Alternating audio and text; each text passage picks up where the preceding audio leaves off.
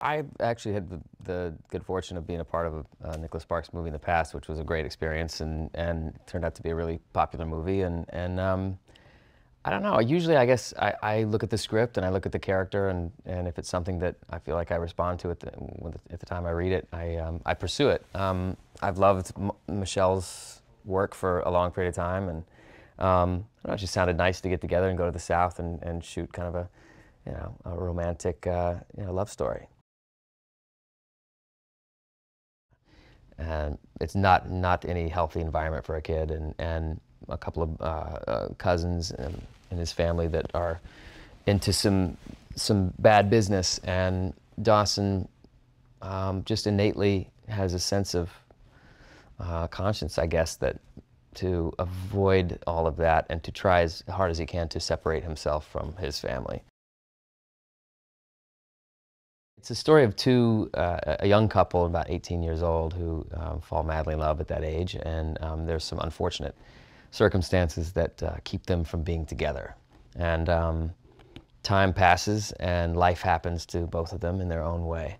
And a sad loss of a friend, a mutual friend of both of them, brings them back together at the place and the environment where they met for the very first time, with that beautiful setting. And I think it explores the idea of, we always, I guess it's a human, it's sort of the human condition to sort of wonder what, about the road not traveled. What were the choices that we didn't make? How would that have turned out for us? When, you feel strongly towards somebody, that's a tough thing to deny. And I think these two are trying to navigate those waters late in their very complicated lives. She's married and she has a kid, and he's basically, run off and sort of become somewhat of a recluse, and Bill's very regretful about his past, and so it's whether or not they can still feel that connection, amidst all of that. Luke Bracey, a fabulous Australian kid. I could say kid now because I'm, 20 years his senior, or his elder, or whatever you want to call it. It's just like you see guys like this and you think, man, it took me 20 years to learn what he knows just innately. He's very comfortable in front of the camera. He's very charming, and he's just a good kid, and he busts his butt and he does stuff that I wouldn't have done at 25. Like, "Oh, go jump in the bayou with the gators," and like, "Sure, mate, definitely, whatever you want."